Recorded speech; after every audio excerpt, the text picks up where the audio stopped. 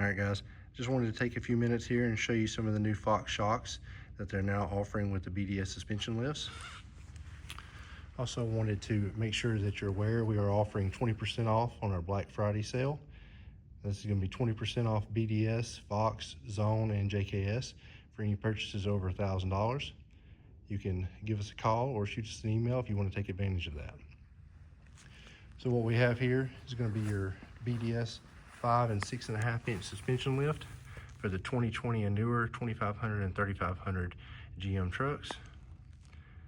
So they're pretty much all going to be the same, with the differences being which shocks that you choose. Now, the outlier here is going to be if you decide to go with a coilover conversion. I don't have that pictured here, but that's also going to get your upper control arms, lower control arms, your extended steering, and a couple other things. That's a little bit different than just changing up the shocks on the same basic kit. While the basic kit is the same, you still have some additional components to work with the coilovers. If you're interested in that, we do have some separate videos on both the kit itself and several trucks that we've done the install on. So, give you a little rundown on these shocks. So, this one in the middle is going to be their new one. This is their FOX 2.5 HTO. The HTO, if I can get you in here, stands for your hydraulic top out. And I'll go over that in just a minute. So, I don't have pictured here, and you can't really get it through BDS, but through Zone, they have their FOX Adventure Series 2.0. And the difference in that shock, well, just imagine that it's there. It's going to be your steel-bodied shock. The internals are pretty much the same, but it's going to be a less expensive option. The next option up is going to be your FOX 2.0. Now, really all three of these are going to be aluminum body shocks. The advantage of aluminum is a couple things.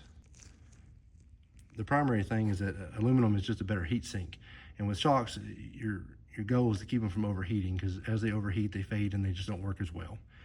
So aluminum, better heat sink, they stay cooler, they work better longer. All right. The other thing is that aluminum is also less, or more corrosion resistant to the elements. So we're in Alabama, it's not that huge of a deal here, but if you're up north or anywhere that has salt on the road, or near the ocean where you've got salt in the air, steel body shocks do not hold up very well. The paint will come off, they'll start to rust, and they just don't hold up, where the aluminum body shocks, just the nature of aluminum, it's more corrosion resistant. So that's one of the main benefits there. So the main difference between these two, so we've got your FOX 2.0 on the left, your FOX 2.5 on the right. Obviously the main thing is the size. The 2.0 is going to have a 2-inch diameter internal piston. The 2.5 is going to have a 2.5-inch internal piston. The bigger the body and the bigger the piston, you're going to have more oil and more nitrogen in the shock. The more that you have, the better that it's going to control the rebound and dampening of your suspension. Plus, it's going to keep the shock cooler longer. So the FOX 2.0s, which is going to be BDS's entry-level FOX shock, they do great. They ride really nice, and they've kind of been the staple for a long time. They ride really good. They have a nice plush ride to them, and honestly, on a nice road with just very small bumps, you're not going to notice much difference between these shocks. Where you're really going to notice the difference is when you hit a large bump, or if you're off-road, even cornering and things like that, where you're really throwing the weight of the truck around. This 2.5 is just going to handle that much better. You got a heavy trailer behind you, it's just going to handle that weight much better than what the 2.0 is, just because it's a bigger bodied shock and it can resist that weight much more effectively. Now, what really makes the HTO shine is that it has a secondary piston here that's going to control the full extension of the shock at a slower rate. So what they call top out. So generally, if you top out your shock, there's nothing there to control the resistance as you get closer to top out. It's not going to slow it down, it's just going to top out, and that can be somewhat jarring for the driver in certain situations. Well, with that secondary piston, it's going to slow that movement down before it reaches full top out, so you don't have that jarring effect, which is why they're called the HTO, the hydraulic top out. So it's a pretty cool feature. I think these are going to be very popular in the 3/4 ton and 1 ton trucks. They're also offered for Jeeps. I haven't got my hands on any for a Jeep yet, We did just get these in. We've just got our first shipment of them in. For whatever reason, they're not even on BDS's website yet that I've been able to see, but they are on Fox's website, but they are shipping them now. So if you're interested in any of these, just again, give us a call, shoot us an email, whichever way's most convenient for you. And then for the guys that want the top of the line shock, they've got the Fox Elite. Now this is going to be a dual speed adjustment. So you're going to have your low speed and high speed adjustment on your reservoir. See if I can get you in here. So you're going to have your low speed here. You probably really can't hear those clicks there, but you can feel them. And then you got your high speed here. You might can hear that.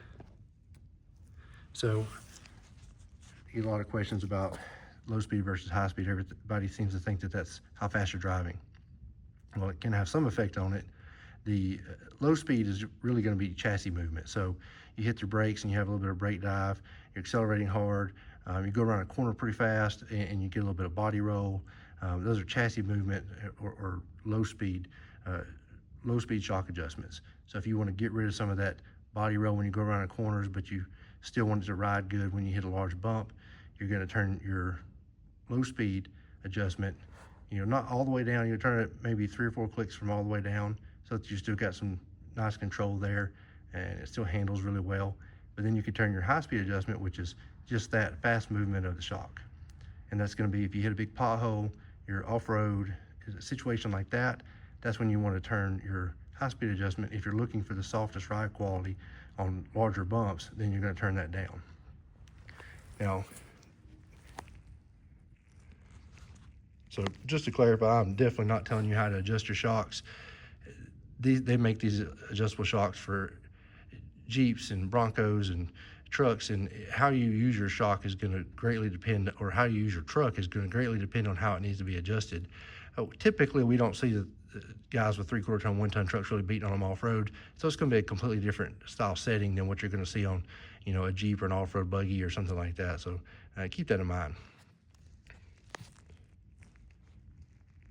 So one more advantage to it having a completely external reservoir like we have here is that you're actually going to have most of your nitrogen is going to be in your reservoir. So you're going to have more room for your piston and your hydraulic fluid to move within the shock body itself. And since you have more room for your piston to go all the way in and out without having to allow room for that nitrogen, you're going to get a little bit more shock travel as well. And now on independent front suspension like a Geno 25 or 35, they don't have a lot of movement anyway. So in this scenario, we're not talking like a huge amount of difference. And maybe 3/8, maybe half an inch. I'd have to refer back to the numbers to tell you for sure on that. But you notice just a little bit more shock travel and suspension movement with it being a full reservoir.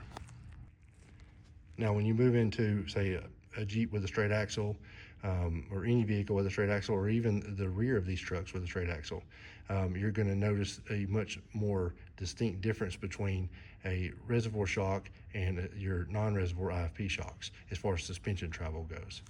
But again, the main thing I wanted to bring to everyone's attention is just that they now have this new 2.5 body shock. And so if you wanted a larger body shock, you wanted something a little bit nicer than the 2.0, but you're not really wanting to throw down that money on the Elite, you now have that option. The 2.5, I feel like it's going to be very popular because they're really the perfect fit for the 3/4 ton, 1 ton trucks, and they're going to control that suspension movement much better than the 2.0, but at a much more cost-effective price tag. And again, they do have the option of their full coilover conversion. I don't have that one here right now, but again, I've done several videos on that if you want to check it out. I do have one on this 22 here that we just did a full coilover conversion, their Elite system on, if you want to check that out. And you see you got your adjustments here. And this is going to be a 3-inch kit. And then we've got the same 2.5 set up in the rear. I do like how they position these down at the bottom so they're a little bit more easy to adjust. Sometimes they're positioned in a way that's not the easiest to adjust. The whole advantage of these shocks being adjustable is that you can adjust them fairly quickly depending on what you need the shock to do. But that's going to be pretty much it on this video. Again, I do want to point out one more time, we are doing a 20% off on all BDS, Fox, Zone, and JKS for any purchases over $1,000. Shoot us an email, give us a call if you want to take advantage of that. That's going to be it on this, guys. Make sure you like the video, subscribe, and stay tuned for more. Thanks.